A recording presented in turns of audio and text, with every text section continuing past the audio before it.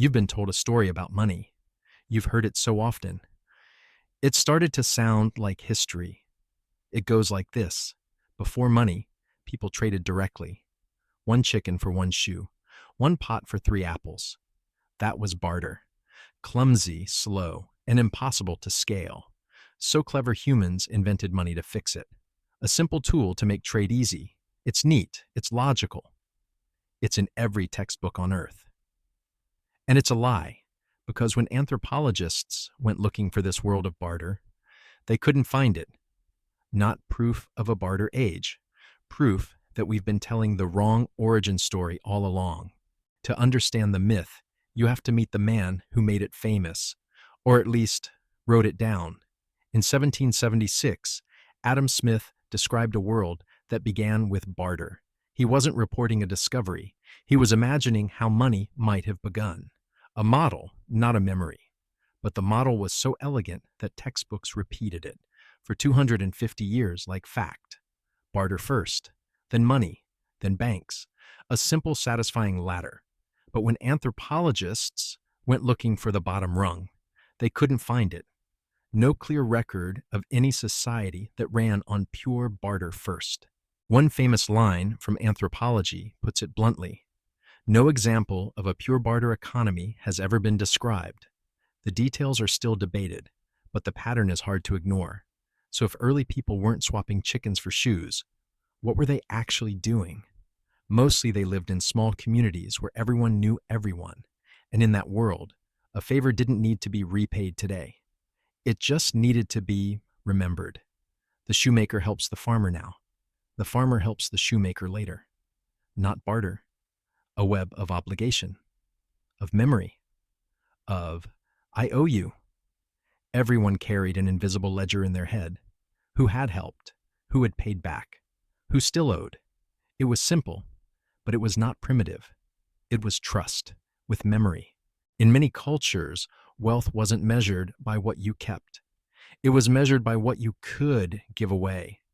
Leaders competed to host bigger feasts, give more gifts, and create more obligation, because a gift did more than move things around. It tied people together. You give to me, and now I'm part of your story, and you're a part of mine. But a day was coming when humans would invent a better way to deal with strangers, and it would change everything. Here historians still argue, but the oldest trail doesn't lead to a marketplace. It leads to a temple. In ancient Mesopotamia, temples were giant economic engines, storing grain, organizing labor, tracking who owed what. And to keep count, scribes pressed marks into wet clay. These weren't coins, they were records. This worker is owed grain. That farmer owes the temple silver. Money did not begin as something you held in your hand. It began as something written down. Other societies used tally sticks, notched wood, split in two, each half proof of the same debt, matched the halves, and the account was settled. No one could lie about what was owed.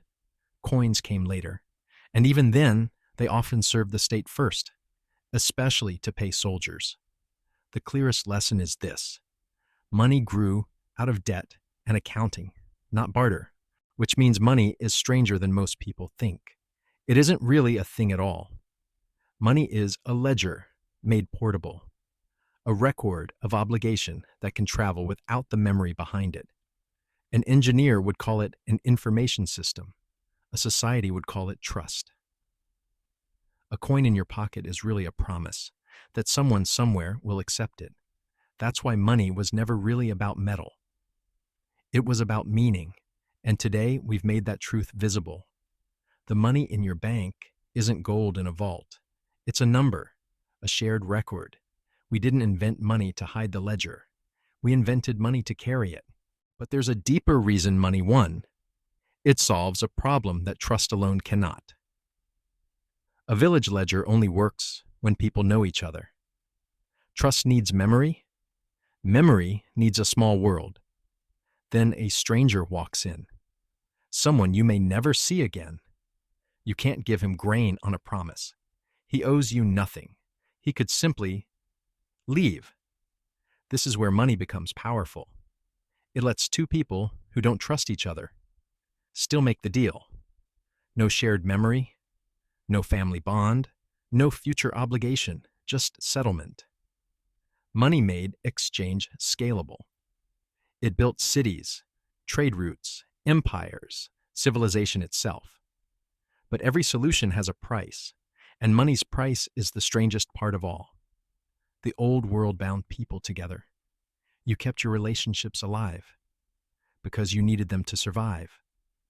Money quietly loosened that bond, pay in full, and the relationship can simply end cleanly.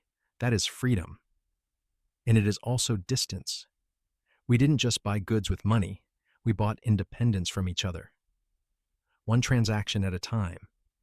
It's the quiet trade at the heart of modern life. Convenience in exchange for community. So here's the deeper truth. Money feels solid, but it only works if we agree that it does.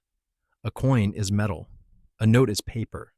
A bank balance is electricity. Arranged in a pattern, they hold value for one reason, because millions of us keep telling the same story. Money is the most successful shared fiction humans ever built. And the moment belief breaks, money breaks with it. History is full of those moments, when paper worth a fortune yesterday bought nothing today. The paper never changed. Only the story did. Only the belief. And once you truly see that, you start to notice the same thing everywhere. Borders, laws, companies, nations. So much of our world survives because we agree together to believe in it.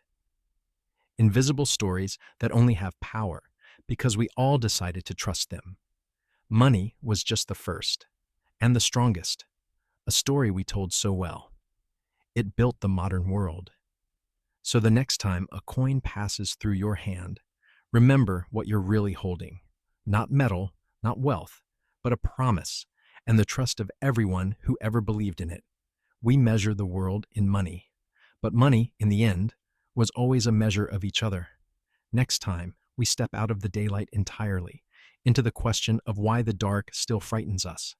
If this made you see your wallet a little differently, subscribe and stay curious. These are the questions that keep us up. Thanks for staying up with me.